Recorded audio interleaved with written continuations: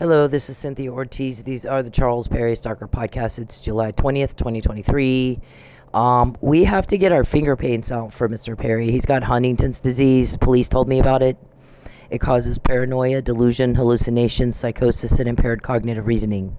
That guy can't get cause and effect. He doesn't understand why is he told on all the time for 10 years, all day, every day. Because your conduct is deviant. You guys have your little weirdo club and you sit around and convince each other how your lie can work. I can make the lie work this way. I can say that. I can do this and make it look like that, and we'll make that lie work. And we pretty much always find out about it before you do it, don't we? Because outside of your weirdo club is everybody else. And everybody else fucking sick of this. Sick of you, disgusted by what you're doing, horrified by you. And so we're getting the help. We're quoting you. You're not quoting us. We're naming your people. You can't name even one of ours. You guys have called all over the place trying to find out who's helping her. How's she finding out he has Huntington's disease, not Tourette's? How'd she find out Mike Nealey was drugged before anybody else said it? How did she find out about this? And how did she find out about that? Before, not after. It's not an afterthought to explain something away. We get it before, Mr. Perry. Listen, I'm done with your stupid. I don't care what disease you have. It's not my problem, is it? It's a problem for you. And if you're too dumb to understand how bad your situation is, how deep your hole is, how pissed off you've made everybody. Nobody invited you to Oklahoma. Stalking is a felony. Sex trafficking, human trafficking, sex exploitation, murder in the first of a cop, perjury, fraud, coercion. When you do it to me, you get caught. When you do for 6 years, for 10 years, every day, all day long, we quote your meetings. We quote other people's meetings about you. You're paying a lot of money to buy us intel, and you got nothing else.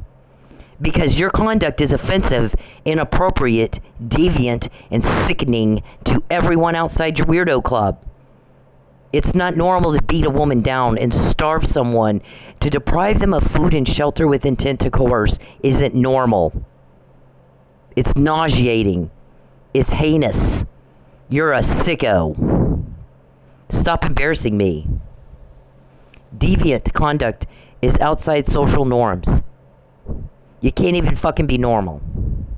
You don't even have the power to just be normal, much less excellent.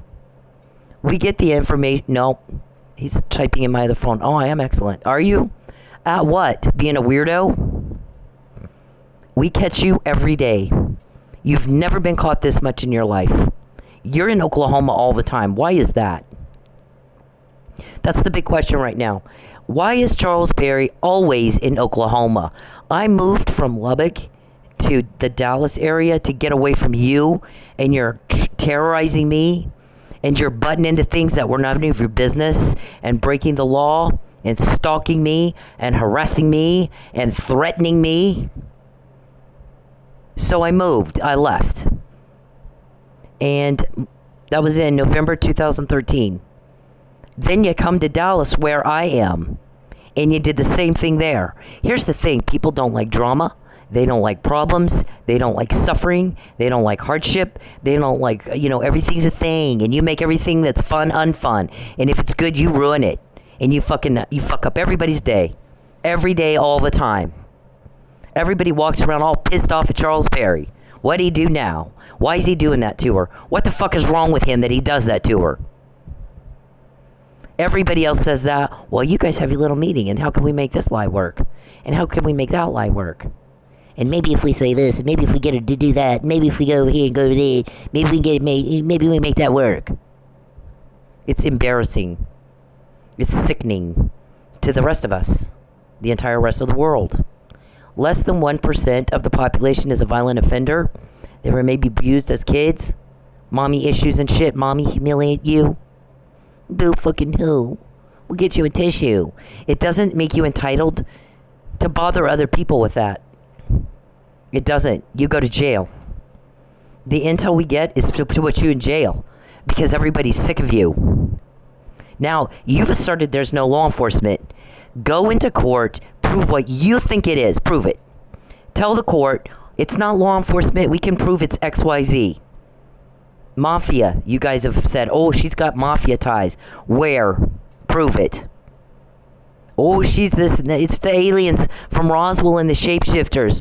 Go into court and say that with a straight fucking face and then prove that. If it's not law enforcement, what is it? Identify what it is. Nobody's going to help you, sir. You're not listening to what I just said. You're deviant. It's offensive. You make people sick at their stomach. You make everybody's skin crawl. You're creeping everybody out, and you embarrass me. Your conduct is deviant. Your conduct is offensive. It's inappropriate. It's inappropriate to peep on a woman in her house. That's why it's illegal. It's inappropriate to sell people. It's inappropriate to coerce. It's inappropriate to hack. It's inappropriate to forge documents, to go around and pretend, live in a pretend land and violate privacy laws and shit. You got caught when you started doing it to me. More than ever in your life. Name one other time in your life you were caught this much. So I leave Dallas and come to Oklahoma, home to my family. In September 2014. Literally shoved what we could shove in our car and drove up here to get away from you. So now you come up here where I am. Now you're making problems here. Now you're making trouble here. Now you're a deviant up here. And this time, they're kicking the shit out of your crime, aren't they, my guys? The law enforcement that you think is aliens and shapeshifters. Remember, Mr. Perry has a diagnosed mental illness. Huntington's disease causes hallucinations and delusion. He sees things that are not there. Psychosis, paranoia, impaired cognitive reasoning. You're certified, diagnosed nutbag. Which is funny because you try to make it, oh, I'm not stalking her, she's just crazy. Really? Why are you always in Oklahoma? Why are you always in Oklahoma? Get your schedule out. Show the judge, Judge Parker and Judge Egan, which your schedule is. How often are you in Oklahoma and why the fuck are you here? You weren't invited here. Show them how often are you in. Show John Steinmetz. Show Steve Massengale. Show Jason Moore. And show, what's Dan Pope. Those are people in Texas, in the Lubbock area, that are some leadership in those communities. Show them your schedule, Charles. Where is your time spent? What do you do all day with it? You sit around. You act like a little girl. You act like a little pussy. You act like a little coward. You act like a little deviant. My mommy humiliated me. So you beat women down to nothing. Or you try. When you started doing it to me, you got caught. No cause and effect. No cognitive reasoning. When he does the crime to Cyndi, he gets caught. Every day, all fucking day long. When you do the crime to me, you get caught. Do you just like getting caught? 10 years of that, you have to go, well, he must like it. He must like getting caught. He's got nothing else. Not another thing. When in your life were you caught this much? I'm going to name your people. You got Lucius. You got the nickname Muffin Man guy. The fuck is that? You guys use daycare code words. Who comes up with this shit? You got Muffin Man. You got Lucius. You got Geppetto, your witch. You got Sanjay, your hacker. You got Calvin, bald fat Calvin. Likes to hack my DoorDash and fuck with me. Make sure I don't make any money. You got Richard, Dickie, Lawrence, Andrew, Blankenship, Desiree, Beverly, Renee, Bruce, Betancourt, Oscar, Andrew, Lawrence, James, Ruben, Nisbet, Greg, Tim, Anthony, Nikki. Did I miss anybody? Name one of my guys. One. Oh yeah, you can't. Nobody will help you with that, will they? They can get a lot more done if you don't know who they are. So they're very careful about who they tell who they are. You got to be trustworthy, or you're not going to know until it's too fucking late for you. They're handcuffing you, then you'll know who they are. Then you got, quote one meeting. Quote even one of their meetings. Oh, yeah, you can't. We've quoted you every day for a decade, 7 years that you know of. Because you're deviants. You have your little group. Your little group of 30 men that try to make me fail. One woman. 20, 30 men try to make one woman fail. Calvin, you're part of the men's group. Deviant men's group. That sit around all fucking day trying to figure out how to make one woman fail. Gold star. I mean, we don't even know what to say to that. There's no words. We have no words for that. The thing is, I didn't come here to pick a fight with anyone. I came here to be with my family and have no fight and have no conflict and no drama and no problems. I moved twice to not have a drama and not have a conflict with you. And everywhere I go, there you are. That's stalking. Stalking is a felony in all 50 states because it's deviant and people don't like it when you do that. When anything is a crime, it's deviant conduct. People don't like it when you do that. That's why they're helping us, not you. They like us, not you.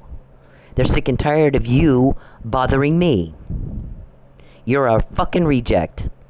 There's nothing about you I like. I've said it. If you weren't the job, let's say you're not the job. You are the job. Sir, I'm very good at what I do. That's why it's different when you do it to me. I'm Chief Hall's granddaughter. Understood? I should only have to say that once. Chief Hall's granddaughter.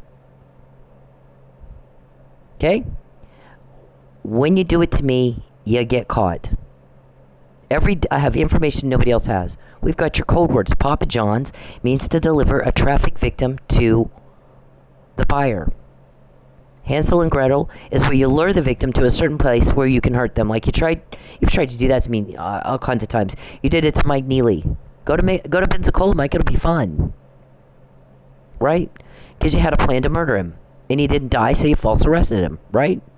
You did the same thing to me. That's your MO. We spot a pattern the second time. It doesn't take us 10 years. You're very mentally slow. I fucking hate that.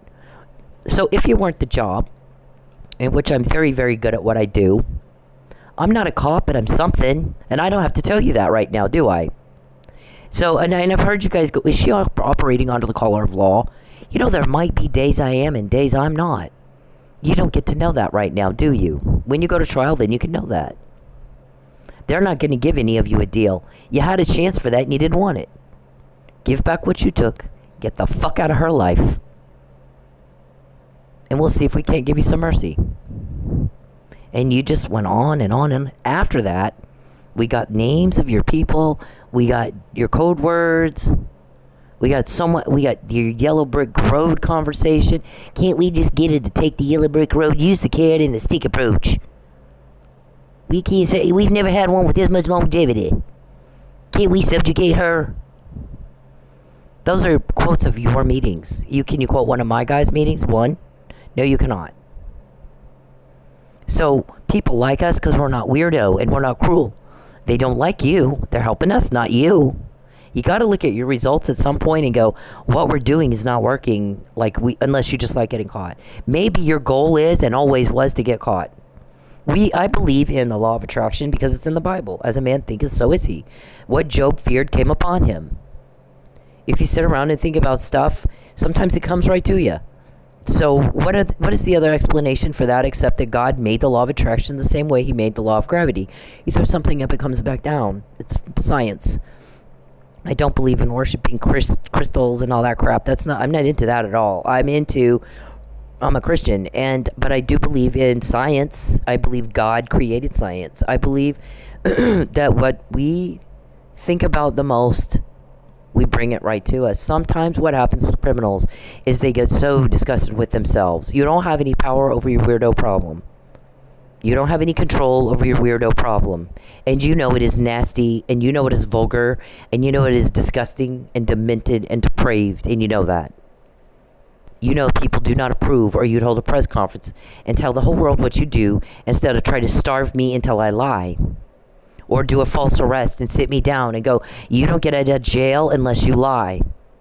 You want to lie. You're trying to cover something up.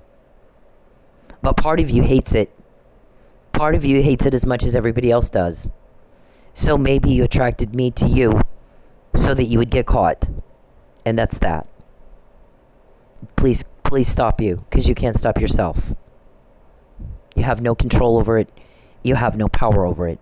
It's like a raging fire in you, and you can't do a fucking thing about it, and you know that it disgusts the whole rest of the world outside of your little meeting of deviant men's, weirdo club. Right? That happens. So you attract it to you. Look at your results.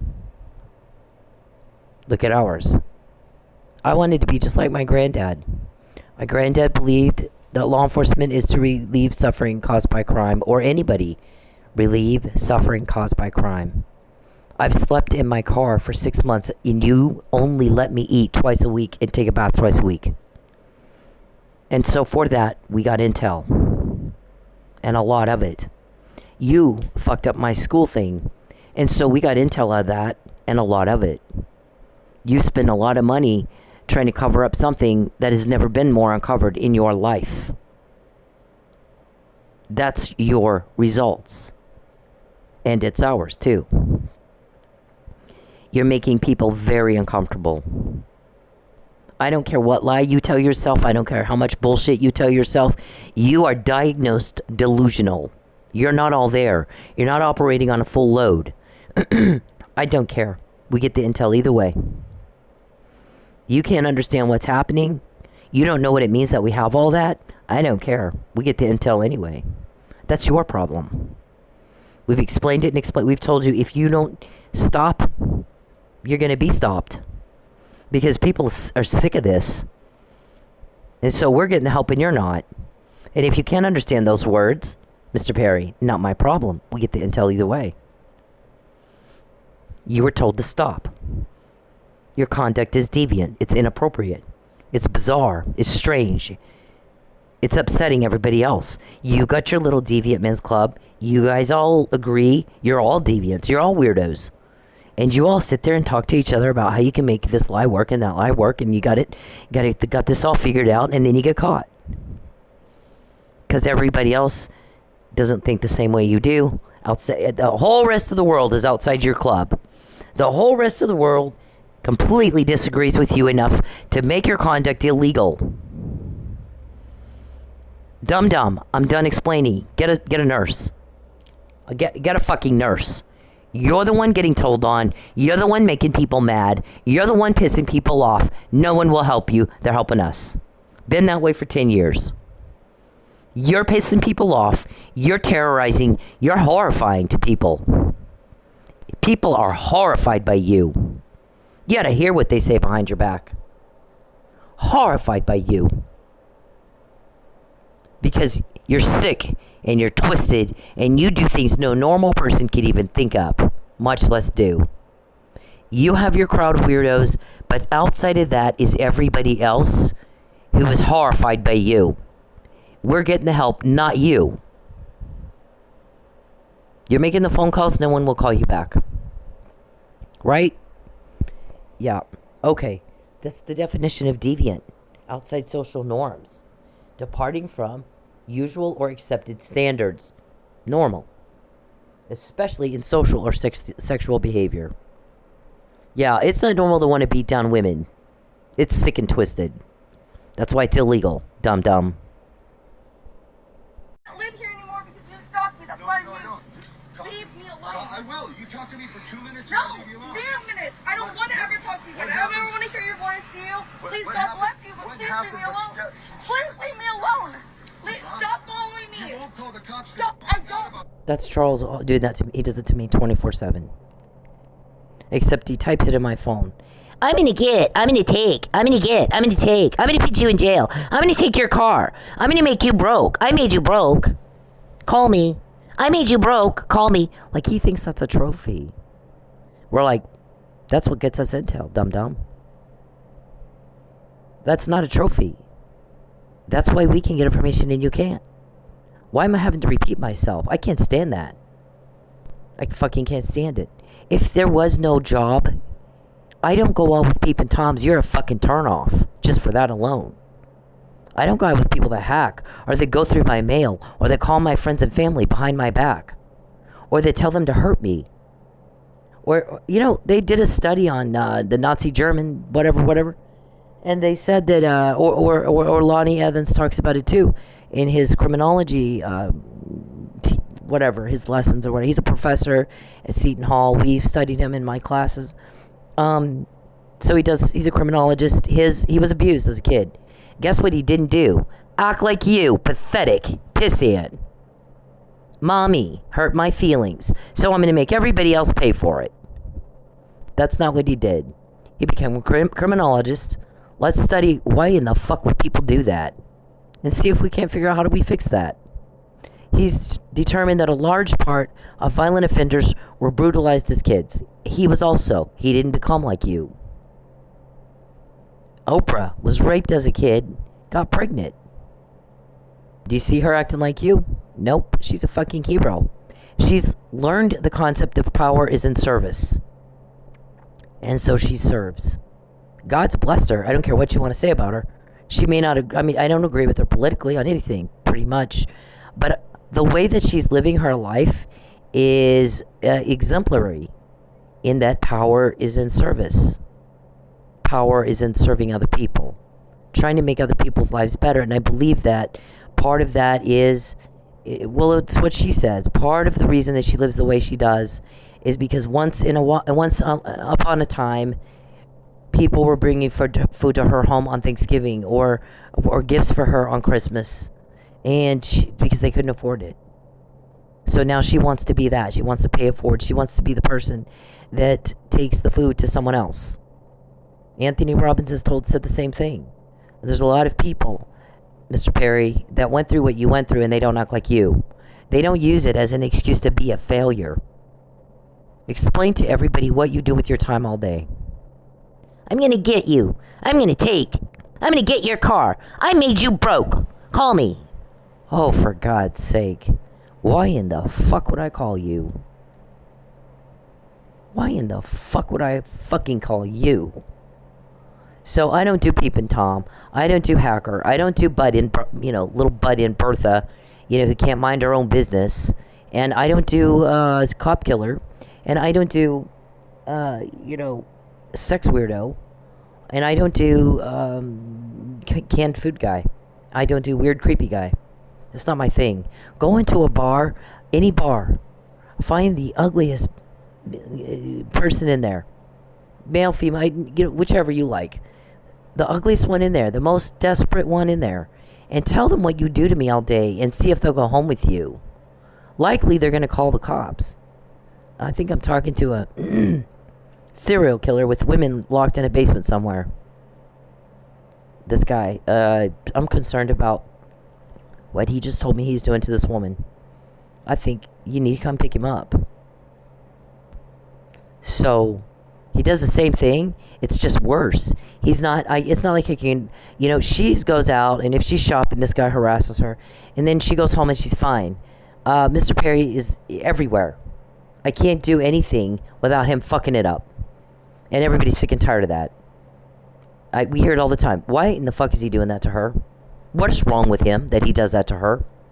I'll be glad when he's gone, because she can pull off some amazing shit in spite of the unbearable cruelty and pressure he heaps on her day after day after day. I can't wait to see what she can do when he's gone. And she can finally have a good life. And she can finally breathe. And she can finally have a good, have fun. Just have fun. Because every time she tries to have fun, he'll fuck it up. Every time she does something successful, he'll fuck that up too. He ruins everything. A good day, he'll fuck it up, and it's bad now. As soon as he shows up. We get the information, not you. We're getting the help, not you. He does this. Don't stalking me. Please, I can't live here anymore because you stalked me. That's why I moved. Just leave me alone. I will. You talk to me for 2 minutes No. and I'll leave you alone. And we're like, did you think you needed a trophy? I mean, how fucking embarrassing are you?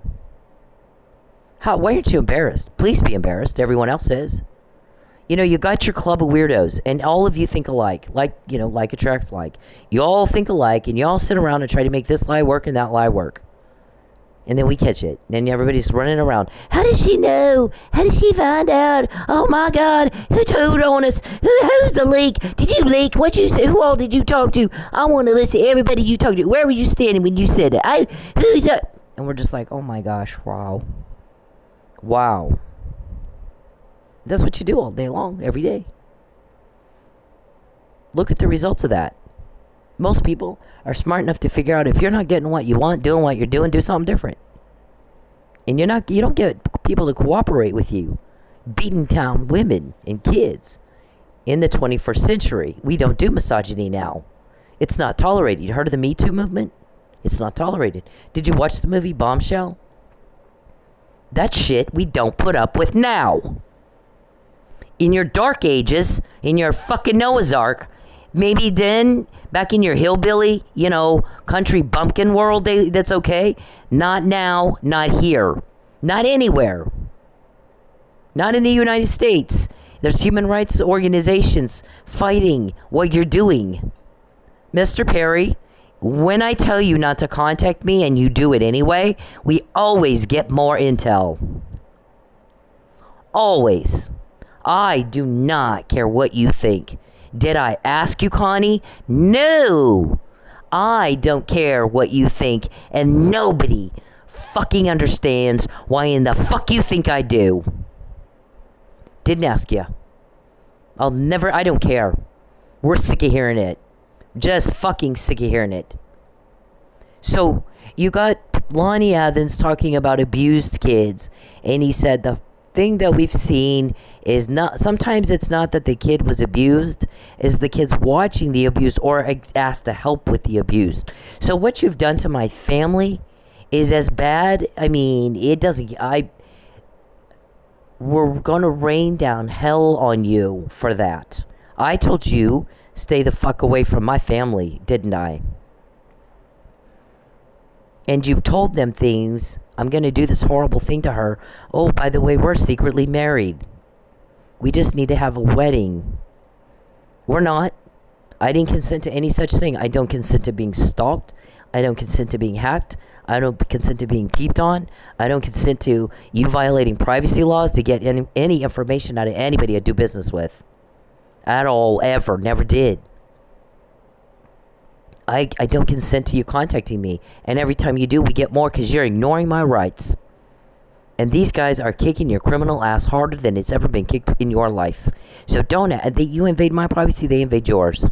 Do you like that? Do you like that? You must, or you'd stop. You get caught every time you do it to me. So everybody else... Don't stalking me! That's okay. That's socially normal. This guy could probably get a real date and you can't. I don't care. Leave me alone. They think like we all think like this guy. I don't want... Charles, you just contacted me again. Every time you contact me, we always get more. We always get more intel. I fucking hate your contact. I don't care what you think. Didn't ask you, did I, Connie? I don't want to hear it. I don't care.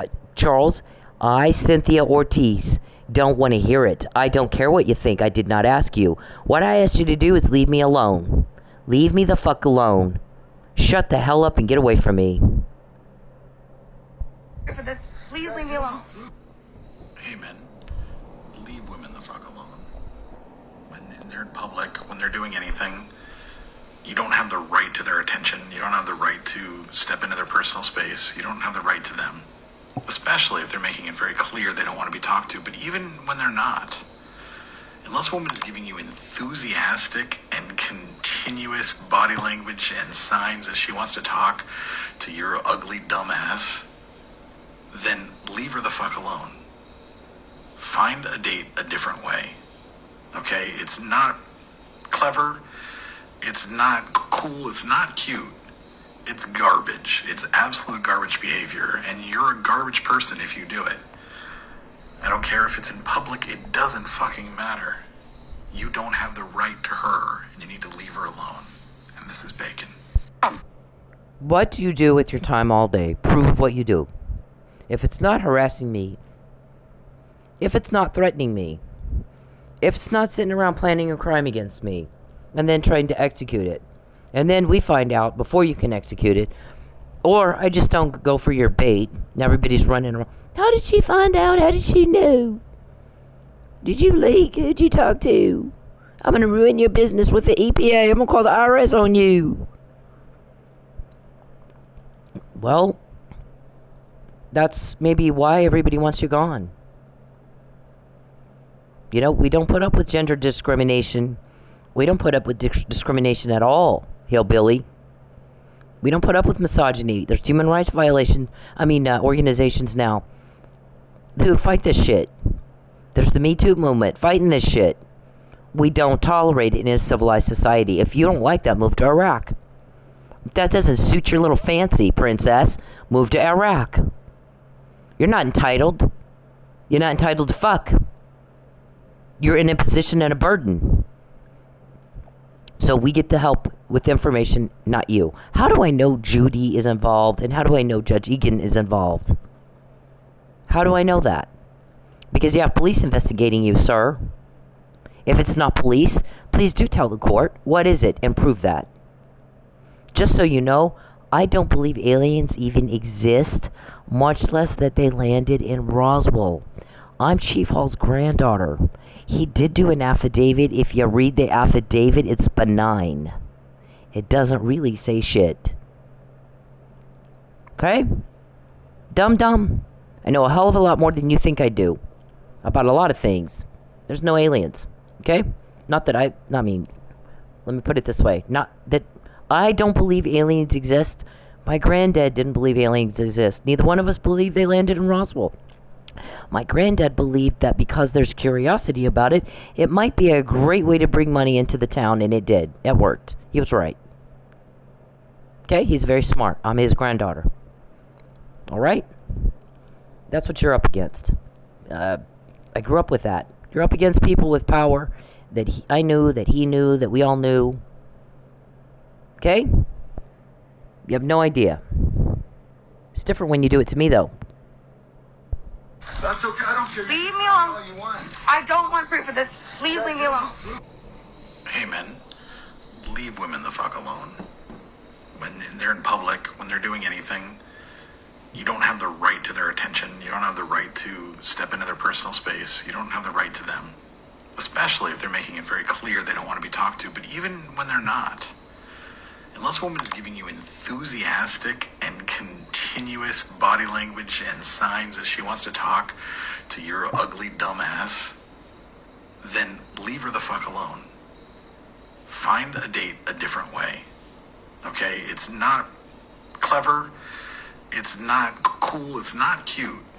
It's garbage. It's absolute garbage behavior. And you're a garbage person if you do it. I don't care if it's in public. It doesn't fucking matter. You don't have the right to her, and you need to leave her alone. And this is Bacon. That's okay. I don't care. Leave me alone. Leave me alone. Please. Just talk to me for 2 minutes. First, let me say that I'm happy that the lady in this video is okay. Second, let me break down what rape culture is.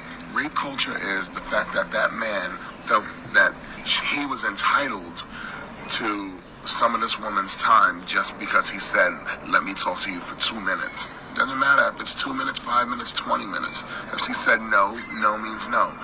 Rape culture is the comments that she has on her video about how she should have just spoke to him or dressed differently. Rape culture is me taking the heat for calling out other men for their terrible behavior. Rape culture is trying to explain stuff as, oh, it's just locker room talk. No, it's not locker room talk. You should talk the same way wherever you are.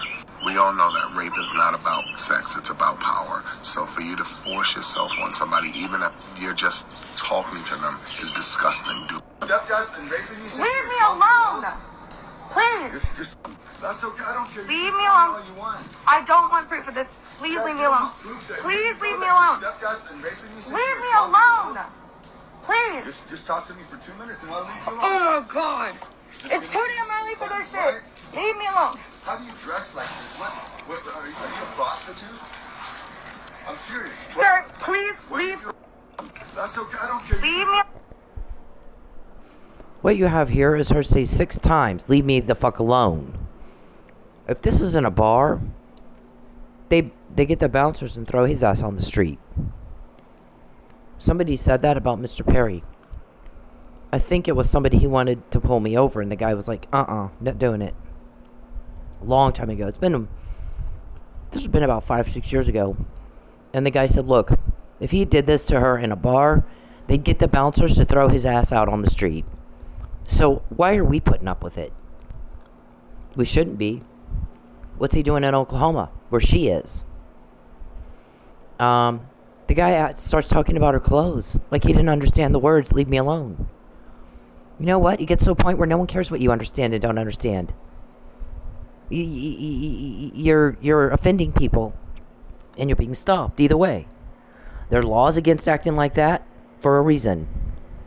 It's inappropriate. So, by the way, I can define how you make me feel, and you make me feel raped. You don't get to define that. I can define how I see you.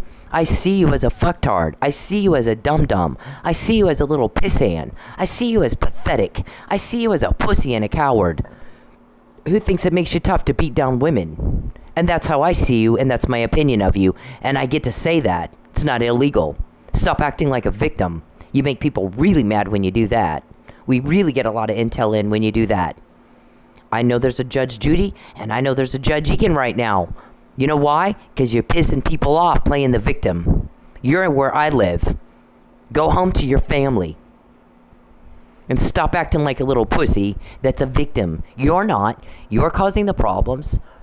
You're causing the drama. You're terrorizing. You've suffered no injury. I have. I've suffered the injury. Nobody invited you here. Nobody invited you here. So, we found out that because you made people very upset with what you were saying. It was ridiculous, is what we heard.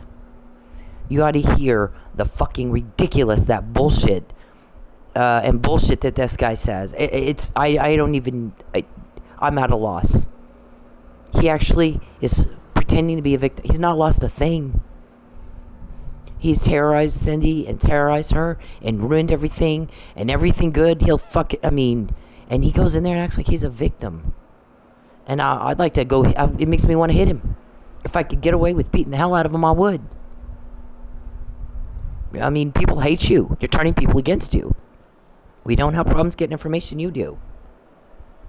So, this guy, talking about her clothes, and everybody's like, but nobody asked you what you think. Why the fuck do you think anybody cares what you think? You weren't asked. What did she say? What the words she used were, leave me the fuck alone. Leave me alone. Leave me the fuck alone. And it's like, I don't know. That's okay. I don't care. Leave me alone. How does this make you feel? He does the same thing here. How does it make you feel to have a camera shoved in your face? Doesn't even get what she said. Has no idea what she says. Totally responds like he doesn't know. Yeah, I got pictures of you. You want me to go get them? I'm a stalker. I take pictures of you. You want me to go get them? And then he says the same thing, Perry. I'm going to get you. Oh, my God. Wow. Okay, what I'm trying to do is have a normal, logical, intelligent conversation with an adult person. And as you can see, it's not working. You're filming my father and my fucking sister. How does this make you Is that feel? the one that put all those scratches on your arm? You want to see the Scratches? I got I scratches. can show you the pictures right now. No, I want you to leave my family fucking alone. Keep hanging outside of there. Monkey, hit the road. Dude, I promise you, you're gonna get yours and you're I gonna don't give get a it fuck. good. You can bring whoever the fuck you want. That's okay. You're You gonna can bring Is the that whole a fucking threat? army. You're gonna I don't give find a out. fuck. This make you feel? You're filming my father and my fucking sister. How does this make you Is that feel? the one that put all those scratches on your arm? You want to see the Scratches? I got scratches. I can show you the pictures right now. No, I want you to leave my family fucking alone. Keep hanging outside of there. Monkey, hit the road. Dude, I promise you, you're gonna get yours and you're I gonna don't give get a it fuck. good. You can bring whoever the fuck you want. That's okay. You're You gonna can find bring Is the that whole a fucking threat? army. You're gonna I don't find give a out. fuck. This make you feel? You're filming my father and my fucking. That's okay. I don't care. Leave me All alone. you want. I don't want proof of this. Please leave me alone. Hey, men, leave women the fuck alone. When they're in public, when they're doing anything, You don't have the right to their attention. You don't have the right to step into their personal space. You don't have the right to them, especially if they're making it very clear they don't want to be talked to. But even when they're not, unless a woman is giving you enthusiastic and continuous body language and signs that she wants to talk to your ugly dumbass, then leave her the fuck alone. Find a date a different way. Okay? It's not clever. It's not cool. It's not cute. It's garbage. It's absolute garbage behavior. And you're a garbage person if you do it. I don't care if it's in public. It doesn't fucking matter. You don't have the right to her, and you need to leave her alone. And this is Bacon. That's okay. I don't care. Leave me You alone. all you want. I don't want proof of this. Please leave me alone. All right, so kind of the way this works is you piss off leaks, you piss off people that are maybe, you know, I'm not told what all is gotten from court-ordered surveillance, or what is gotten from the normal process of surveillance, or what is gotten from leaks or informants or something like that. So I have no idea how that works, and I don't need to know. Why would I need to know that? But and they'll have to tell you that at your trial. Here's how we got that. So that you file a motion to suppress. We think this was obtained illegally, and they show you how they got it. How they get that to me, you can talk to cops on the phone. You fucking peep. You ought to know when I'm talking to them on the phone, unless I, go off somewhere and I'm on, but you hacked my phones, all my phones. You ought to, you act like you don't know. And it's, there's certain measures taken so that your access is restricted. But, you've said some bizarre things that can only be attributed to your mental illness of Huntington's disease. So, go into court and prove it. You have some sort of action filed, and it's got the burden of proof is on you. So go into court and prove it. I guess someone told you, if you're going to allege that she's lying just to harass you or something, like you matter to her, and it's not what she says, that you're doing these things to her and she's just telling on you, and that you're under police investigation and they're telling her, here's what he's trying to do next to kind of keep her safe from you, to kind of establish premeditation and a malicious aforethought.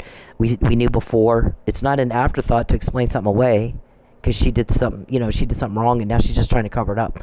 This is information she's had well before, well in advance. So you have to prove she's lying, and you have to prove she knew she was lying. Or, what are you doing? There's no lie. I mean, I will tell you, we do something like this. This is a quote from somebody. It's a police recording. Sometimes we'll put a statement in that the person did not say, because we want them to correct us. Once they correct us, and they already have done that many times in court. They got me saying this. We don't know how. Only I didn't say this one sentence here. I said X, Y. They correct us. Well, when you did that, now you firmed up our recording, because we get recordings in, and we don't want you to go into court and say that's not me. We want to be able to say, well, but this person confirmed that was them because they corrected it. So, and they also went around asking, how did she find out? Who told? How'd she know? How'd she find out about that? How'd she know about that? That's the other way. So, and they get on the phone and make phone calls. She knew Mike Nealey was drugged before anybody else said it. Nobody else had that information yet. We had it in January 2020. We got more firm about it in March 2020 with the DA, the Florida State's attorney. He was drugged. He didn't do it.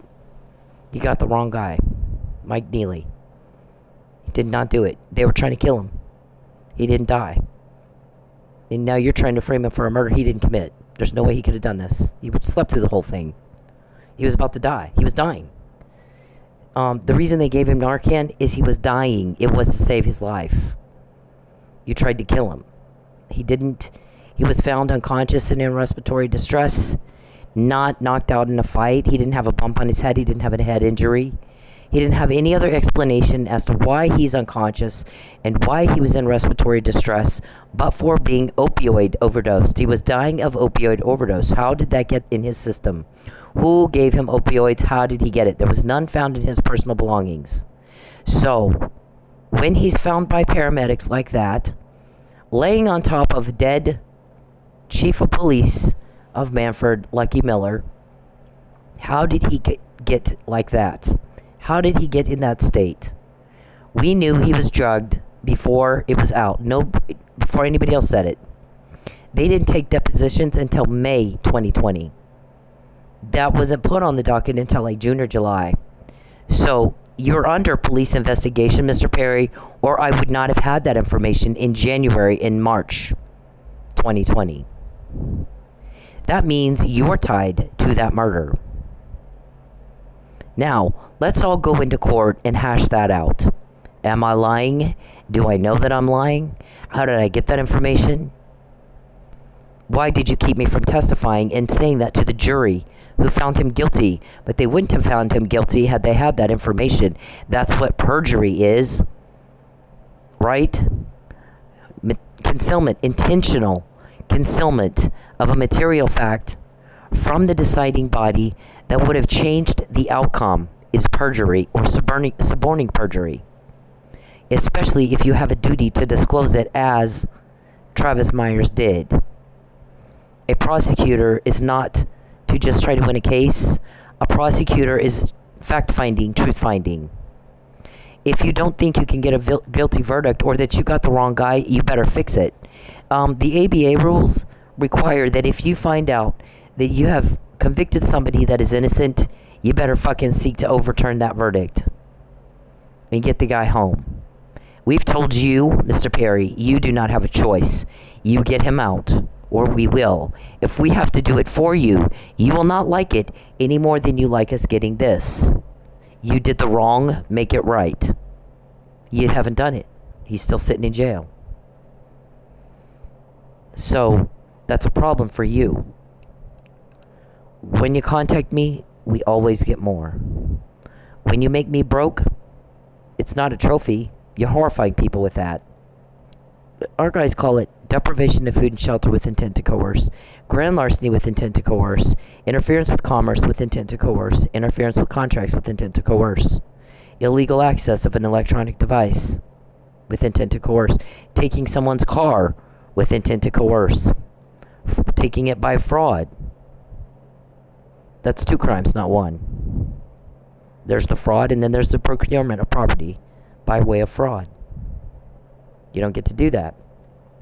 They're also probably going to charge you with assault and attempted murder because I have low blood sugar, and we've told you that, and you do it anyway. So I can't go days without food without it taking a toll on my body. And my grandmother was diabetic. My granny was diabetic. Chief Hall's wife. Chief Hall's wife was diabetic. Her dad died of diabetes. So making me go days without food is an attempted murder, as far as we're concerned. You can argue that in your case. So this one, this guy's like, they kept wanting her back in jail, and they thought they had a way to do it. And then she emails them everything they talked about with some elaborate plan that he puts her in captivity until she's complicit with being trafficked to the guy he sold her to in Houston, or guys, I don't know what he did. Realtor in Houston, paid you half up front, and you can't deliver, so you can't get the other half of your money. You're depriving me of my rightful income that I'm obtaining legally so that you can get your millions in doing something illegal. And you think people are supposed to feel sorry for you? They don't. We get the help with the information, not you. There's the results of that. So, then he wants to do this photo shoot with her family. They all think they're happily in love and secretly married. Now we're ready to do this wedding. No. The forgery was done without my consent or knowledge. Lucky asked me about it. That's a motive for murder right there. Lucky Miller asked me about the forgery. It's a motive for murder. I didn't see it, Lucky. I haven't signed it. I don't know. Anybody has a copy of it? Show me your copy and watch Charles shit himself. Because he knows I didn't sign it. There's no way. The guys that, I'm into guys that work hard. That's something that I liked about my ex-husband. That's something that I liked about Saeed. That's something I liked about Fabian. They work hard. They have something interesting to talk about. I already know what I did all day. So for somebody to sit down at dinner and tell me what I did all day is boring. Those You call my family and friends without my consent. My ex-husband and I were married for 10 years. Never once did he call my friends and family. He didn't even know half of them were. He didn't go through the mail and make sure I only got certain things. If he was by the mailbox first, he got the mail. If I was by it first, I got the mail. We both walked in, threw it on the table, and walked off. Kind of looked through it, see if there's something urgent we need to look at right now. If not, when we got a second after dinner was done and homework was done, the kids were in bed, then we'll sit down and look at the mail. If there was something that, if he knew the stuff in the family that I handled, so he'd put that on my desk. If it was something he needed to handle, he'd handle it. That's kind of how we did. There was no hiding mail. That's a federal offense, by the way, and you're not my husband. There's not even been a date. Mr. Perry is a delusional whack job. I don't like him. I've tried 11 times to get a protective order against him or a judge to order something, and I've even asked Judge Egan and Judge Parker, if they're in your courtroom, please give me a no-contact order. Somebody somewhere give me a fucking no-contact order that will prohibit Mr. Perry from doing to me what he's doing. 11 times I've tried, 11 times he bought his way out. So that didn't change my intent to get somebody to make him leave me alone. Here's the funny thing. You're a job, but really all I was supposed to do was get you elected. So your imposition has caused me to have to, give of myself things I didn't know I had. It's amazing when someone's trying to crush you, in every sense of the word, crush you. Every day, just unbearable pressure, crushing and crushing and crushing. The other day I was like, God, please help them hurry up and put him in jail. I'm telling them, please hurry up and put him in jail. I don't know, let me put it this way. There's things that they want to do that they've not told me that's caused it to take longer. There's some international crap. There's some things that I do know that have caused delays, and I'm not able to discuss with anybody, or I'll get in a lot of trouble. But that's what that's caused it to take a lot longer than I wanted it to. But it's just crushing pressure from a very bad man who does very bad things to me 24/7. And he's got a posse, of weirdo that sit around and how can we make Cynthia, subjugate and coerce her to do what she's told? Because we're all a bunch of hillbilly country bumpkins and didn't get the memo that we just don't act like that no more. How do you US talk like that? The way you talk is just like, so Perry, when you contact me, he just did it again. When you contact me, sir, we always get more like this right here. Okay? I don't like it. I don't want to hear from you. I don't care what you think. Didn't ask you. I didn't ask you. I think everybody's sick of hearing you talk. He's typing in my phone today. I'm sad. Did I ask you? I don't think I asked you. What I said is get the fuck out of my phone. People are very interested in how I feel about what you're putting me through, Mr. Perry, not how you feel. Okay, you're the offender. You're not the victim. And all you care about is how you feel. But nobody's helping you. Power is in service to others, not the beatdown of others. So, the power is here. Getting this. What you guys are trying to do. I guess I've dodged a couple of bullets there, huh? Because we found out. The police investigating you found out what you were trying to do. So either there's an email like this that goes out beforehand, not after, that's very specific. It's very detailed as to what you intend to do that would cause me a very serious injury. Where's your injuries? You got your little feelings hurt? Boo fucking who? We'll get you a tissue. Call your mommy. No one else wants to hear it. You need to stop acting like a little girl and act like a grown-ass man. We all get rejected. Gosh, I've been rejected more than once. Next. There's no cameras. There's no harassment. There's no stalking. It's next. Okay? I will say when I was younger, there was a guy, like I said, I've been rejected. A couple of times when I felt like he was stringing me along and maybe seeing another person too. So, I'm fine with that. Just, I want to know one way or the other. So, if I feel like, You kind of made some excuses on why our plans are canceled tonight. I feel like there's another woman involved.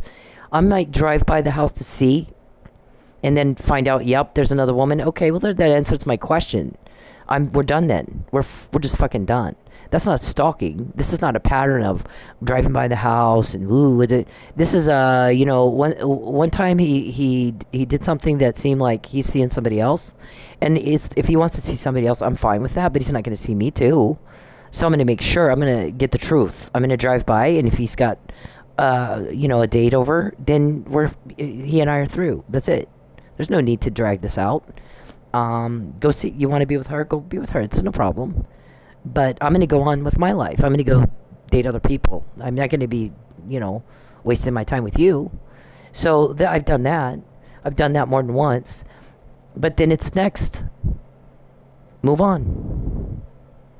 Nothing more pathetic than a bitch who can't move on. It's stalking is a felony. It's a felony for a reason. It's deviant. It's outside social norms. It's offensive to other people. It's inappropriate. You just don't act like that. If you do, you go to jail. Now, Tulsa police Oklahoma law enforcement in general has already a stigma of being country bumpkin hillbillies. And we have the national problem of stigma of police being corrupt, inefficient, ineffective. And so we had the defunding police movement, which we hope not to have to revisit ever. That's not going to happen if there's still a problem. And nobody does, you can't just hit the snooze button. You got a wake up call. You can't just hit the snooze button and go back to sleep. And let's just go back to status quo and doing things like we always did that. Because I think that they showed you the lengths they are willing to go to be rid of things that do not work. It wasn't so much as defunding police. Let's get rid of the police. No, that's not really what the message was. The message was, let's get rid of things that don't work. So, if you can't be good at your job as a cop, there's honor in your badge. You're held to a higher standard. You owe the community that you serve your best. You are Tulsa's finest. You are Chicago PD's finest. You are, LAPD, or whichever police department you work for. They call it the finest. Well, then act like the finest. Nothing more pathetic than being the bitch of a sex weirdo. And that's your choice. You have reduced yourself to the butt of a dirty joke. And that's the best you can do in your career in law enforcement. And that's what you're passing down to your kids. That's what they'll talk about long after you're gone. Same as I talk about my granddad.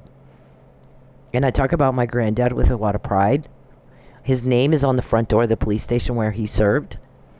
And to this day, it's there. And he earned that. He went through hell. He had someone do this, smear him over a good decision and try to run him off.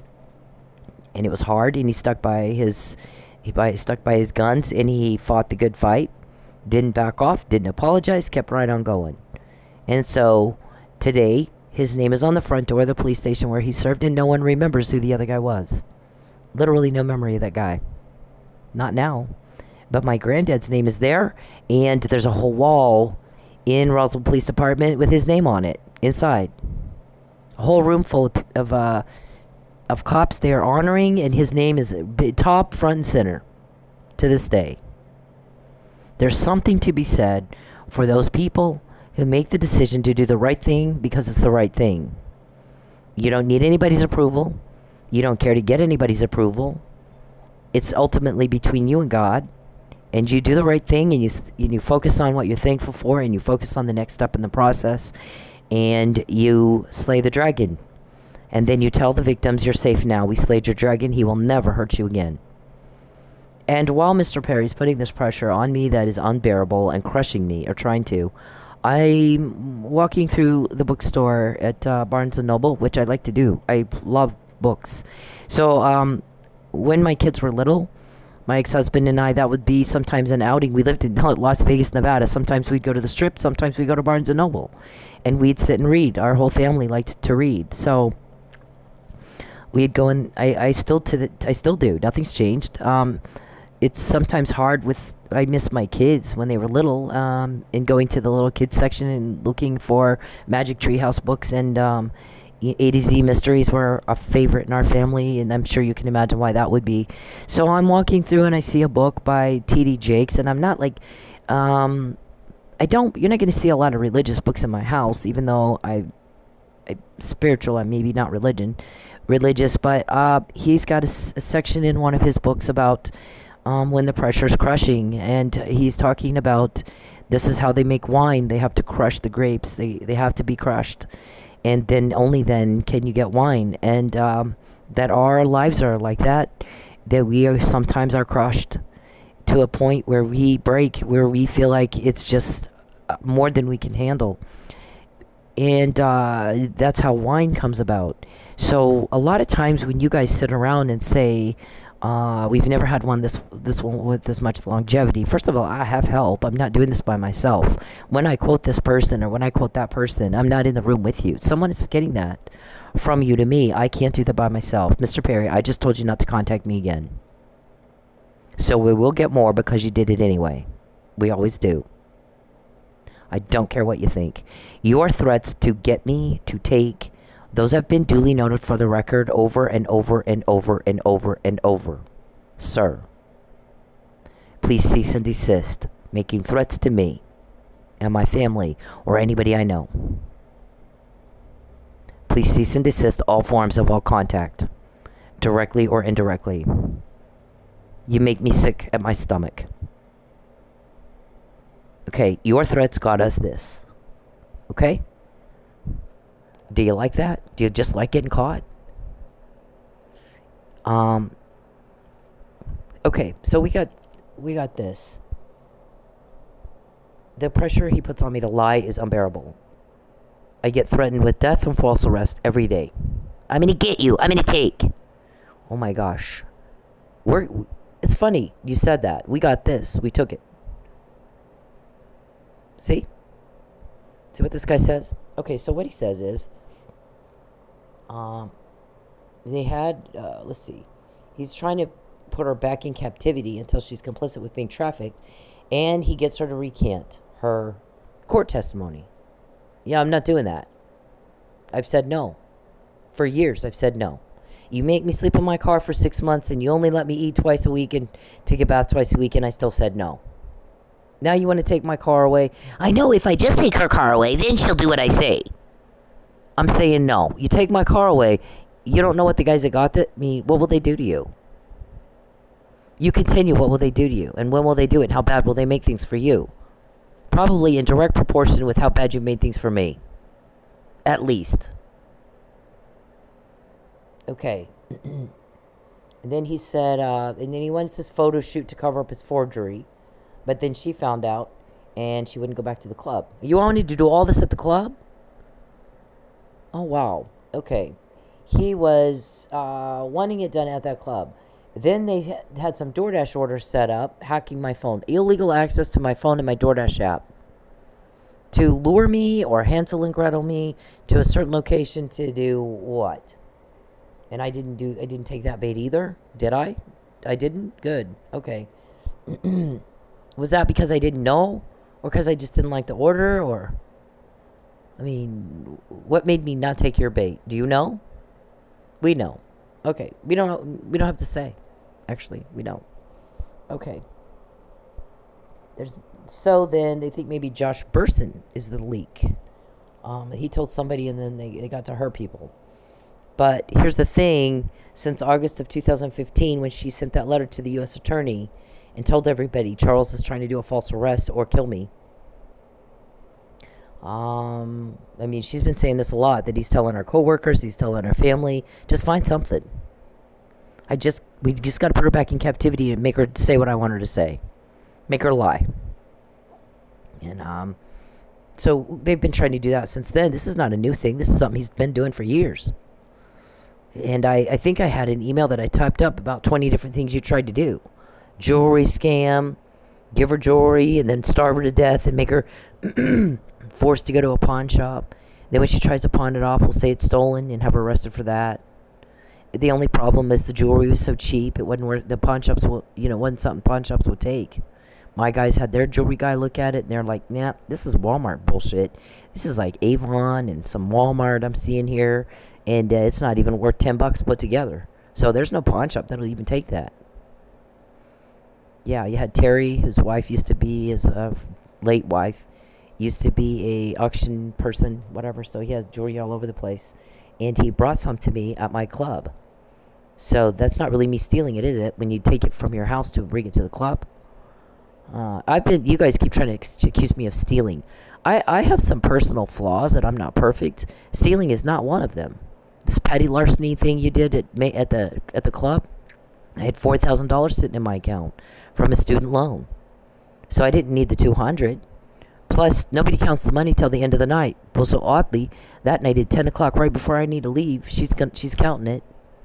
Then comes in, "You stole money when you set the money up." No, we heard you guys talking about this a few days ago. If you've noticed over the last few days, I don't open the bag. I take it out of the safe and throw it on the counter and make you set it up. I'm repeating myself. I've already told that story. Okay, because there's a police recording on y'all talking about doing that to me.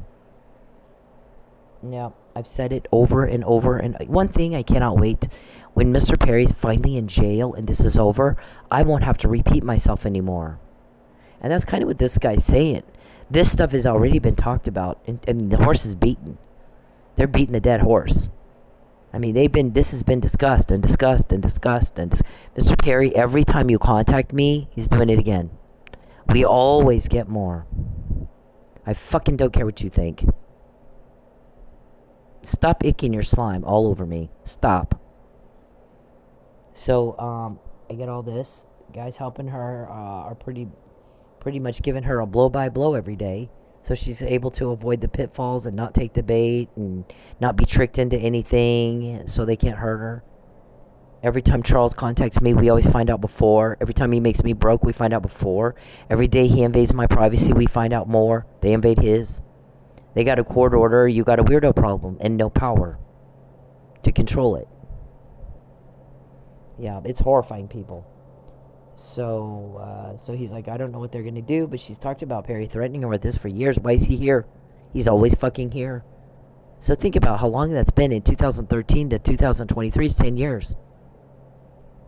People about die when they find out how long you've been doing this to me. How long you're a fucking rejected fail. There's never been a date. Nope, there's never been a date. She's moved twice to get away. She's moved twice to get away. And he thinks there's a chance. He's got Huntington's disease, so yeah. Yeah, he's not all there, is he? Nope. 10 fucking years. 10 fucking years. Yeah, it's time to move on. But here's the other thing about that. Is our shrink is telling the judge, as you know, Your Honor, there's nothing romantic about making a woman spend Christmas by herself in her car with no food. And he agreed. And he said, we've talked about that more than once. I can't even imagine. I can't even imagine. Is she okay to continue? Yeah, we keep her spirits up. We keep her laughing. We keep her focused on what the end game is here. That she's free. She won't be broke ever again. And she'll have her privacy back and her family back. And everybody will finally be happy again. And not have to deal with Mr. Perry and his problems. Imposed on them. And, by the way, we don't see, since there's nothing romantic about making a woman sleep in her car on Christmas and taking her food and depriving her of food and shelter, trying to take her car and creeping her out all day, there's nothing romantic about peeping. She said it makes her feel raped. Then it's about trafficking and exploiting. So it's not about a romance, and I hope that at this point my family knows that, because you bullshitted them for a long time. And it's about trafficking. You're doing exactly what a human trafficker does: forging papers without my consent, getting access to financial information without my consent, to ruin my finances. You want to take my car because then I'll be easier to traffic. I'll be easier to coerce into being trafficked the more destitute I am. And it is a very serious crime. You're about to go to jail, not just for coercion, but attempted murder. Every day I don't have food and shelter. I don't date canned food anyway. Never in my life have I dated canned food. So I remember one night, some guy was talking to me. It comes up and he's kind of flirting and he's talking to me and he's like, I'd really like a date with you. And I said, would you? And he goes, yeah. What do you think about camping? And I'll make soup. And I went, oh wow, fail. Big time, nope. No thanks, but no. That's not my, I'm Vegas girl. I'm the Vegas girl. I do not do the camping thing, and I sure shit don't do the soup, the Campbell soup deal for, no. This is not me at all. I don't do that. Thanks, bye. That was that. Crashed and burned. So, I'm a Vegas girl. I'm even Albuquerque is not that. Albuquerque has some more artsy fartsy influence, and we don't do canned food, and we sure shit don't do. Here's some Campbell's for your first date. You can take me for a bouillabaisse at a nice restaurant. That I'll do, but I'm not going to do your camping. And here's your Campbell's soup, and I don't do canned food. And so I'll tell you right now, anybody that would invade my privacy in such a vulgar way has zero chance of a date with me. So even if you weren't the job, there's no chance. Once you start butting into my business without my consent and talking to people behind my back, no chance. Once you kill a cop, there's no chance. Once you hand me some canned food, take my steak and here's your canned food, be thankful. No chance. No chance at all. That's not my thing, and you're a turnoff to me. And I'm attracted to men that work very, very hard and have something interesting to talk about. So I'm not interested in your lazy. I'm not interested in your pervert problem. I'm not interested in I particularly can't stand stupid. I can't do it. I'm sorry, but I know that sounds probably like it's mean. For this, doesn't matter. It fucking doesn't matter. I can't stand stupid. I can't do it. If you're a cop and you're gonna talk to me, you better know your shit, and because you're gonna piss me off if you don't. I know my shit. So if you don't know your shit, it's not about that I just don't like stupid people. It's that since I came from law enforcement, my whole family, my dad, my granddad, my great-granddad, my great-great-granddad, and I've seen excellence in law enforcement. I've seen cops that when I meet a cop that is stupid, it pisses me off because I'm like, you should be good at this. This is a different kind of job than anything else in the world. You've been entrusted with lives of people in your community, and you can't be sloppy about it.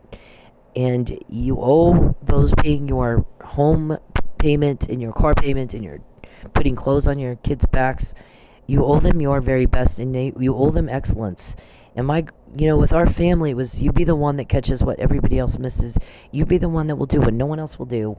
But you get the job done and you keep people safe. It's about keeping people safe. It's about making sure you end suffering caused by crime. That is what you live, eat, breathe, sleep, everything you are. And if you can't do that very, very well, and if you are not smart, I don't like you. I feel like you pull the whole thing down. And there's enough frustration with the Barney Fifes and the finger paint cops, is what we call them. You have to get your finger paints out and your crayons and walk them through it. And you're like, oh, shit. If you have to walk you through this, you don't need to be a cop. So there's a lot of testing that goes on for police. And sometimes you're like, how did you fucking pass the test? I'm talking to you and I don't know how you passed the test. Because I'm seeing somebody that acts like, I don't know how you passed the test. There's like aptitude tests, there's psychological tests, there's lie detector tests, there's all these health exams. I don't so when I meet one that just acts like you're wondering, how did you fucking pass those tests?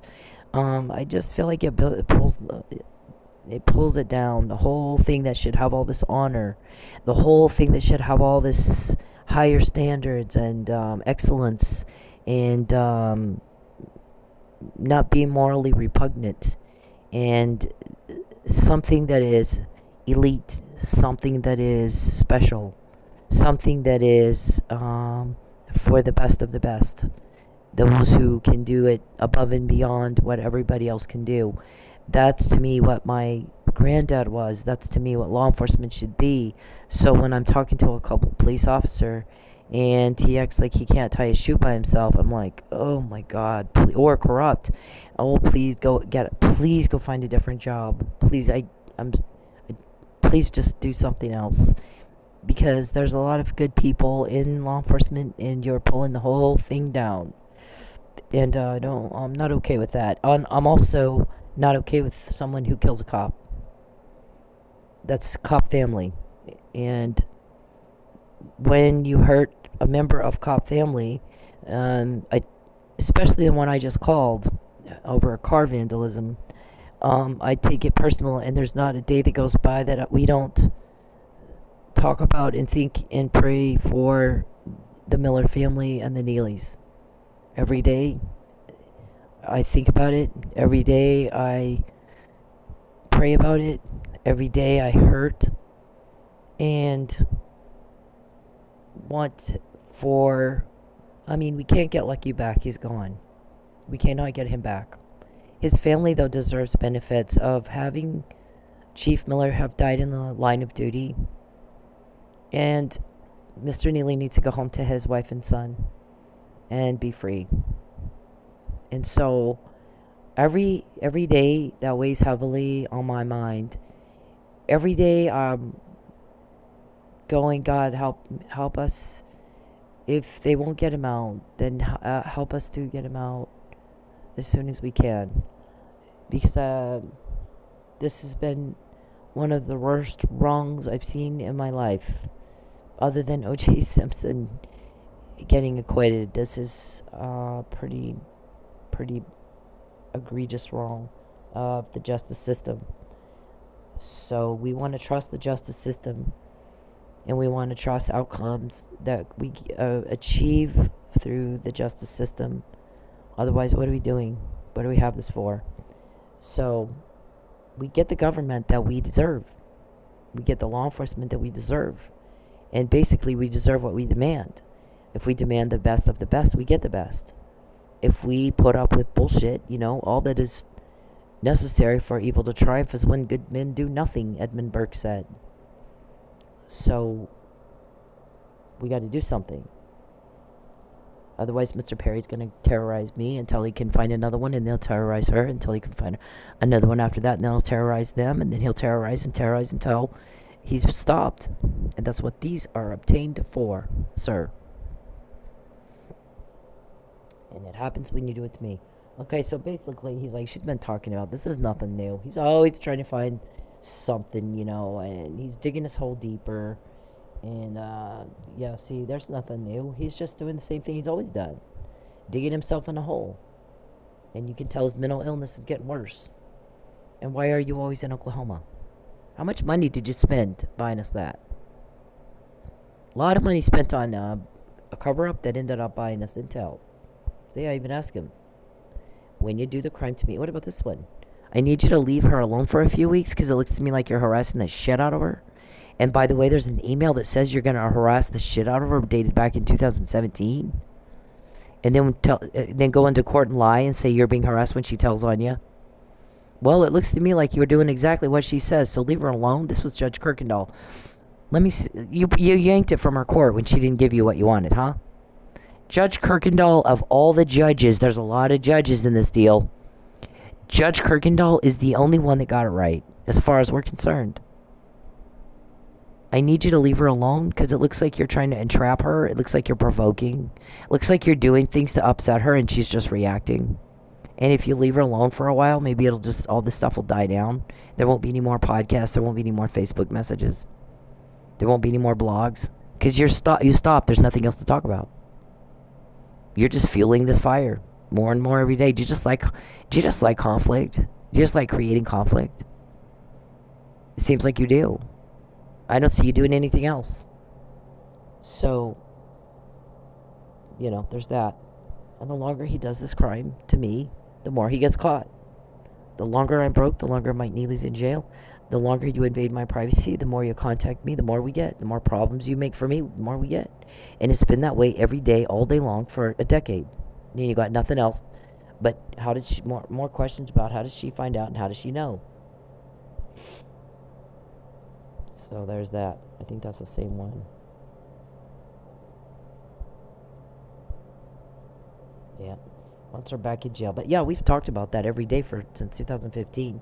We've been over the 20 different ways you thought you would get her by prostitution, by sock. And everybody was like, well, if he wants her at the club, then why isn't she waitressing? That's what she wants to do. Well, no, they need her on the pole so they can get her on prostitution. They want her. I take my shoes off in a lap dance. I'm going to say it again. I, Cynthia Ortiz, have no problem telling anybody who wants to listen. When I'm doing a lap dance, sometimes I stand up on the furniture. It's an air dance. There's no sex. I'm not even sitting on the guy's lap. It's a fucking air dance. I stand on the furniture so that I don't poke a hole in the furniture.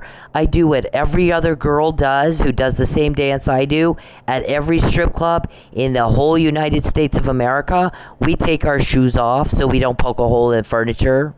And then when we're done, we put them right back on. Also, there's girls who have their feet hurt. They take their shoes off because their feet hurt. There is no money exchanged for the act of taking the shoes off at all. Every girl in every strip club all across the United States of America once in a while takes their shoes off for one of those two reasons. You're going to put us all in jail for prostitution, or is it just me? Are you just targeting me because Charles Perry told you to? You tell us. We'll see you in court. Tell us in court. There's no sex. There's no money exchange for the act of taking your shoes off. The money exchange is for a lap dance. Okay? Did we repeat ourselves enough times on that one? We've talked about the murder frame up.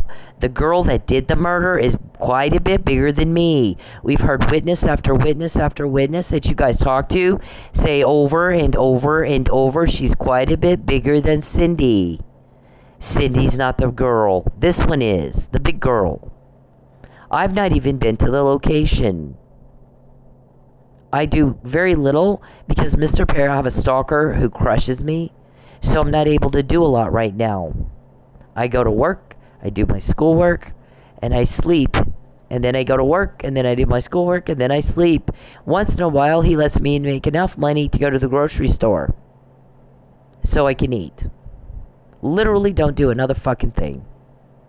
Literally have no life at all right now.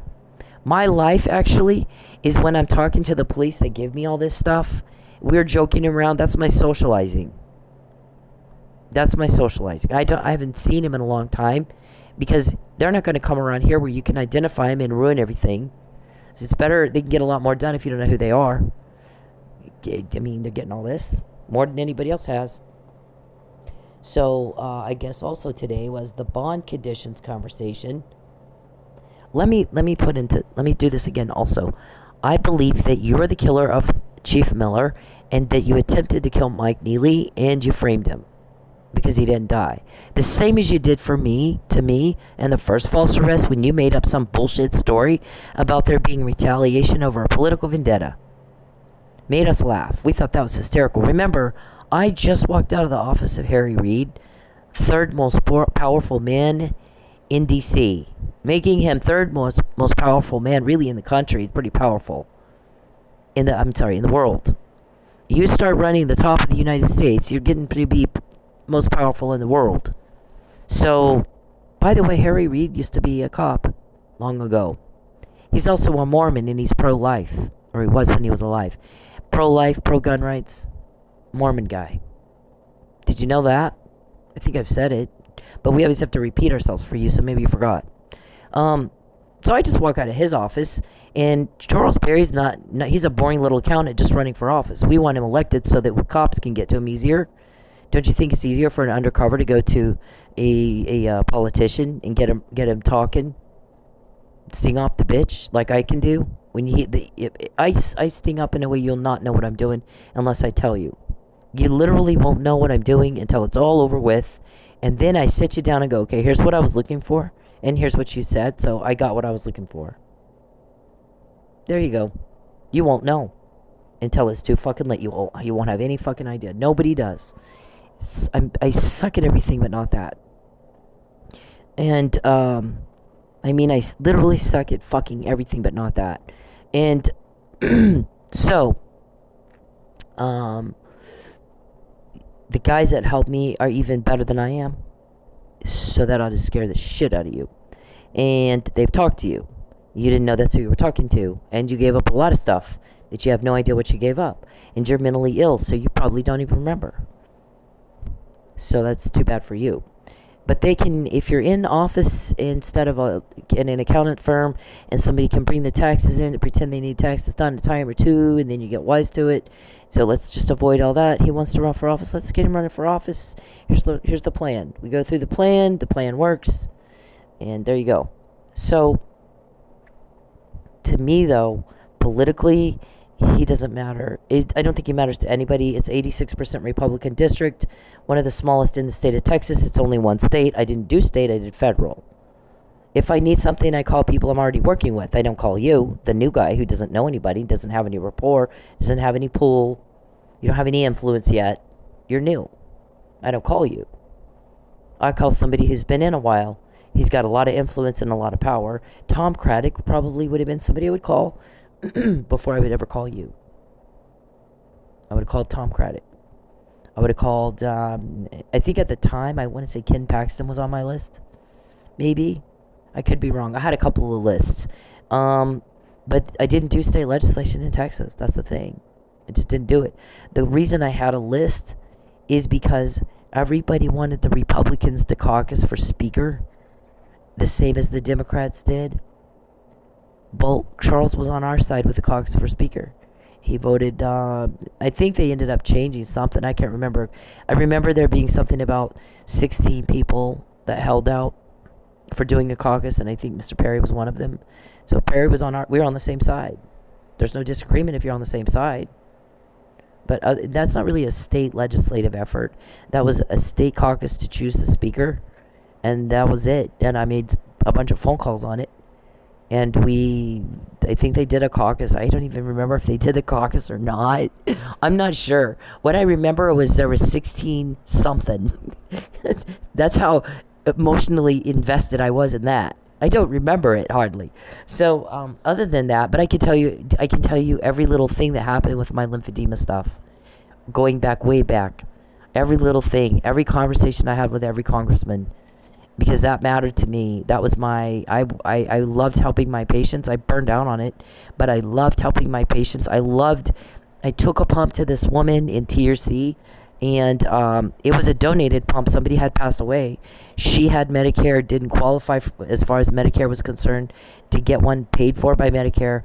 I call her up and I go, listen, I got a patient that passed away, and I know your Medicare, you don't qualify, but here, would you like this free? I give you one free. And you can just have this. This man died, and the family can't use it. And she was so excited. She was like, oh my gosh, yes, thank you. Please bring it over. So I drive to TRC, and I hook her up, and I did the same thing with her I did with all my patients. First, I did a volume measurement. So I'm measuring every 4 centimeters all the way up the leg, starting at the ankle, and I go all the way up the leg on both legs. I throw my pump on. We sit there for 30 minutes, let it do its thing.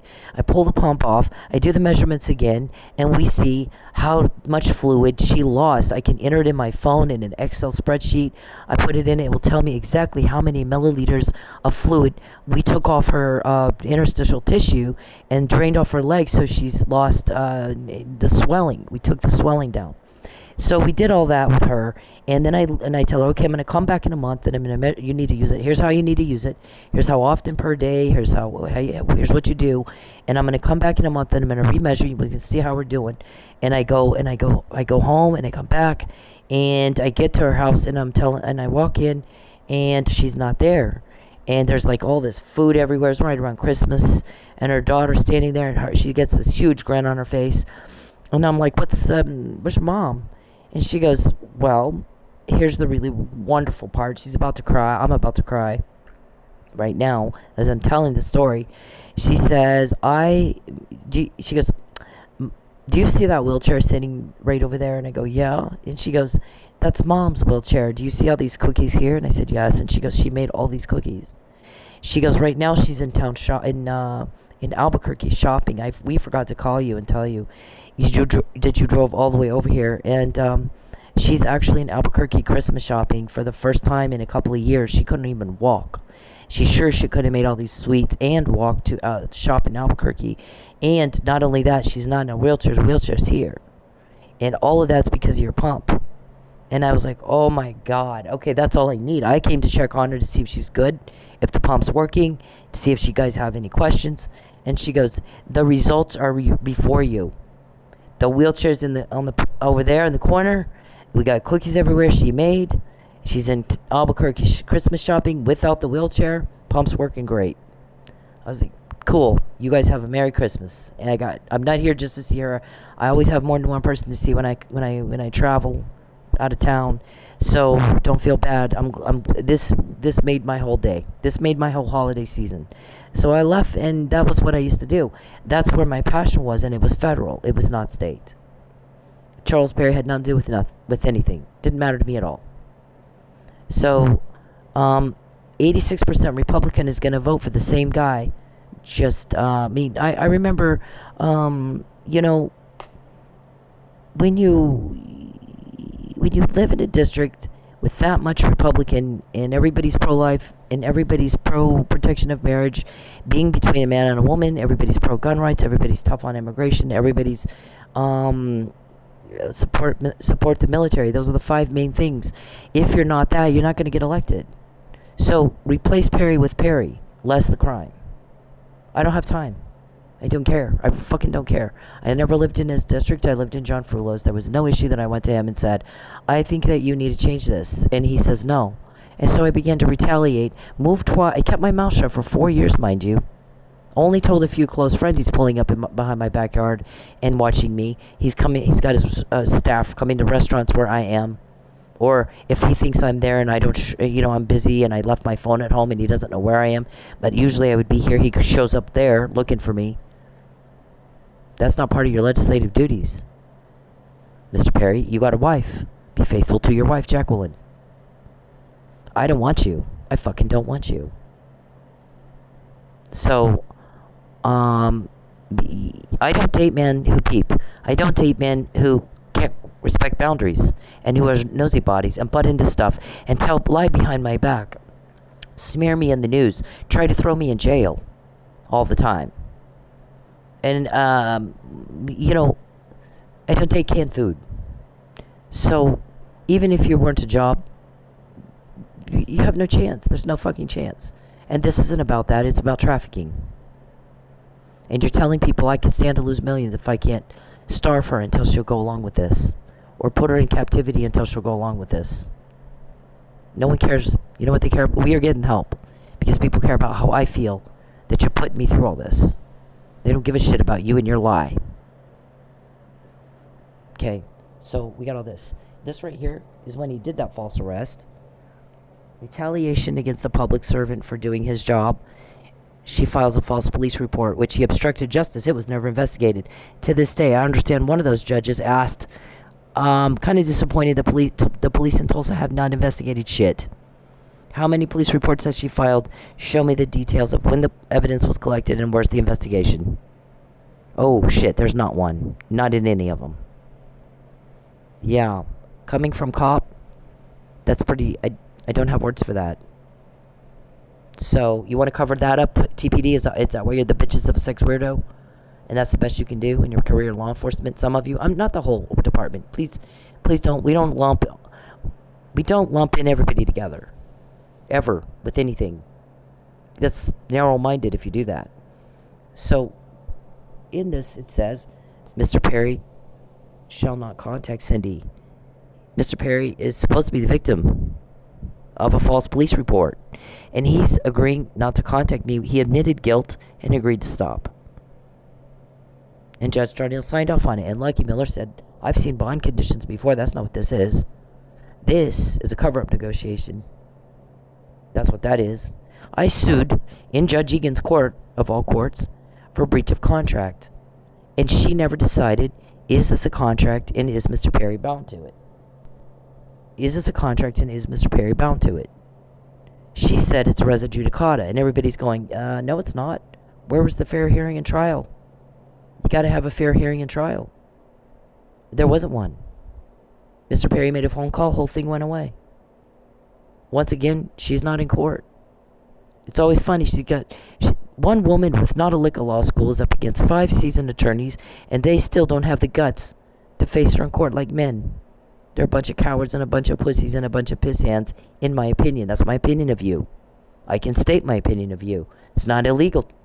Not in any state. Okay, so maybe she could decide that now. Since she didn't, and when I sued you, maybe now she can tell us, Judge Egan, is this a contract? And if so, did Mr. Perry breach it?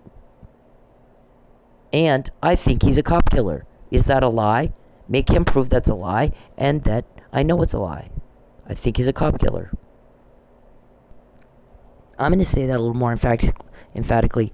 That's not my opinion. That's what the evidence says.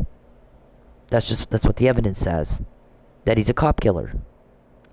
Okay, let's do that in court. I'm very willing to try that case again in Judge Egan's court or Judge Parker's or whoever's. That whatever you brought, that the burden of proof is on you. I'm more than happy for you to prove that I'm lying and that I know that I'm lying when I say you killed Chief Miller, the evidence tells me, and tried to kill Mike and framed him. Let's do that in court. Let's try that in court. I'm happy to be there. I would love to do that one. I could win that hands down, I'm pretty sure, based on what I know. And okay, this I got in jail. Okay, people with a lot of power. That's Fabian. You were a butt-in. You still are. You're not invited. You're just butting in. Like Connie Curry. You two should go out. I'm going to have her car towed and sold before she figures out it's not legal. You've been doing that every day. I mean, they got 20,000 plus trying to wreck my car, trying to, 2019. You tried to do it all day today, didn't you? I'm going to send her home. Look at the date on this.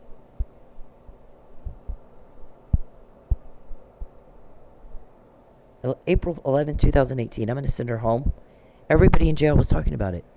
I'm going to send her home and harass the crap out of her. And I'll always be in Oklahoma where she is, where she moved to get away from me. And then when she talks about it, I'll say she's harassed me. We document this stuff, see? Use her as a test case. And then somebody is like, I can't do the appeal, something I'm going to have to withdraw an appeal. Okay. Because it looks like entrapment. Selective prosecution on the prostitution by shoe, sock, whatever. This is the famous McNamara email, dated October 29, 2015. Mr. Perry's going to do a false arrest, and try to coerce me. Nothing's changed. I'm the Jenga piece, though, and I'm not going to say any more than that. I'm the Jenga piece.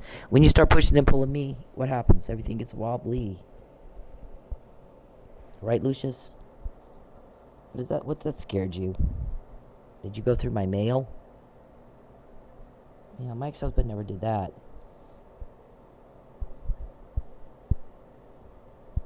Oh, this one. You better hope she never crosses paths with these people. Maybe get her a job where she's not back out at Sensations, so there's no chance of it. Because if she crosses paths with these people, we're fucked. I know the rest of that conversation, but I'm not gonna put it out. Not right now. This is about a murder. I know a whole lot more than I say. So either we put these out before, or I just don't do what they want. Okay, so I mean, this continues like all the time, where we're just quoting you and quoting you and quoting you and quoting you and quoting you. When you contact me, we get more. When you take my money, we get more. When you cause a problem for me, we get more. Because people are so sick of it. Charles, every time you contact me, which you just did, everybody, we always get more. Because everybody's sick of this. The terrorizing and the terrorizing and the horrifying and the terror and the bothering and the threatening and the bothering and the causing and the problems. People don't like problems, and they don't like people who cause them. And you just get some sick thrill causing problems. That's all you've done. So how many millions of dollars did you pay for us to get all that intel? Huh? I mean, have you added it up? Our guy has. Our forensic accountant knows it to the penny. See, that's your details on your sex trafficking plan when you sold me. That's our witness statement when you exploit me. You owe me $1,000 a day plus $2,000 a day for doing it without my consent. You owe me a lot of money, he says. He's like, Cyndi, he owes you a lot of money. From grand larceny with intent to coerce, interference with commerce every time you try to work or sell or buy anything. Lap dances, DoorDash, whatever it is. You got your money that you paid for your cover-up bought us all this intel. This intel will be used to get a conviction, and you won't be heard from again. You won't bother us again. There's all the names of your people. All the names of your people. And then we got Greg and Tim. Those are new. Anthony, I think, is new. Nikki's new. So they're not on the list. We quote you. You don't quote us. We're getting the help, not you. You're offensive to people. Yeah. The longer I'm broke, the longer Mike's in jail, the longer you bother and torment and torment and bother and torment. He asked me today, is Jill a leak? And who else did he ask about? Jill, my aunt. Again, I'm not told who leaks are, so I wouldn't know. And I don't want... I'm sick of being broke. I'm sick of being peeped on. I'm sick of you bothering me. I'm sick of your contact. I'm sick of you creeping me out. I'm sick of you always making problems and fucking ruining every day. Everything's a mess all the time, and I told you clean up your mess and get the fuck out, didn't I? We weren't kidding. You don't have a choice. As much as we quote you, we think it is hysterical. You think you have a choice. You think I want to hear what you think. You think you have choice. And everybody's like, why does he think that? What kind of moron thinks that? At this point, why would he think that? Yeah. Okay, so, I mean, the more you bother me, it looks like this. So I'm dashing in either downtown Tulsa or midtown Tulsa, and I got no orders at all for like 30 minutes. I'm like, it just said it's busy. Because they block my DoorDash, and then they'll use it to have, to bait me into something, and I guess I didn't do what they wanted, and somebody goes, well, Mr. Consueler was mad, was he? Was he helping you? Don't do that, Mr. Consueler. I mean, we're getting the inside info here. Doesn't that, might want to pay attention to that. That we're getting the inside info. We knew Mike was drugged before anybody else knew it. We know Mr. Perry has Huntington's disease. I got a McNamara email. I got a harassment email. Way before, not after. We're establishing premeditation. Malicious aforethought. It's not an afterthought to explain something away. I find out before. So what law enforcement agency, Mr. Coenswiller, has got all that? You and Mr. Bender might ought to sit down and have a conversation about that. So we got all that. I didn't come here to pick a fight with anybody. I came here to be left alone. But I'm going to tell you something. If you pick a fight with me, I'm not one of those subservient types. I'll kick your ass. Just that's the way it's going to be. You want to kill me? We've talked about this. These guys are bad people. They'll kill you dead, and not think twice about it. Look what they did to Lucky. And I'm like, not without a fight. I get that. They've tried more than once. I'm still here. I'm going to die of something. I'm going to die of smoking, maybe. I'm going to die of Doritos clogging up my arteries, maybe. Except I don't get to eat Doritos anymore. Mr. Perry doesn't let me eat, so if I get to eat, here's my toast and my tuna. And, yeah, I'm a bouillabaisse girl. I mean, that's just me. Saeed used to take me to this place in Vegas all the time. It was in the Forum Shops called Bertolini's, and I don't think there was a plate less than $30. We went all the time. He had a lot more money than my ex-husband, and my ex-husband and I had 2 kids, or he would have done the same thing. But, I mean, so within his means, my ex-husband treated me very well, but Saeed had a lot of money, so we went to this very expensive restaurant all the time. We went to a lot of expensive restaurants all the time. That one was my favorite. It's not there anymore, unfortunately. It was right next to Spago's. So if you're familiar with Spago's, it was just the same thing, same kind of thing. Very expensive, pricey food. And that's me. I don't do canned food, guy. I just, even if you want a job, you have no chance. You have no chance. I don't do peeper. I don't do creeper. I don't do weirdo. I don't do boring. I already know what I did all day. I do a guy who works hard and has his interesting to talk to. I don't do negative. I'm gonna ruin everything all the time. Because I get some sick thrill out of. I'm a sex sadist and I get a sick thrill out of that. I like guys who are fun, who try to make everybody's life good and happy and fun, not everything's a thing and everything's a problem and me. I'm entitled to ruin your day. No, you're not. You're getting your ass kicked. If you're too stupid to recognize when you're getting your ass kicked, I guess we're done here, right? I'm wasting my time. Yeah, get your special ed teacher. Okay? That's not my thing.